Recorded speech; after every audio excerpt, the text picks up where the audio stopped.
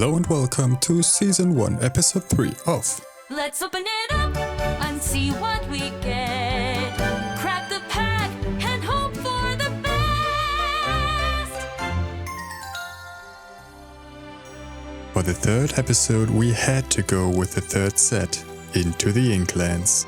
And we start off with Lena Saberwing, McDuck Manor,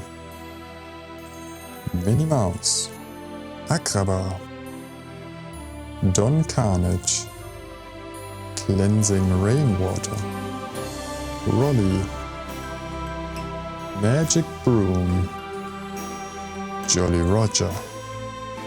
And we got the Sorcerer's Head as our first rare. And the second rare is Yui. Let's hope for the best.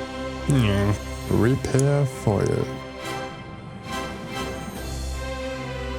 Since 9 of the 12 cards are new to us, it brings our collection up to 56 cards, which equals around 25%. So a quarter done and only more to come. If you don't want to miss it, subscribe to the channel and hit the like button. Thanks and see you in the next episode.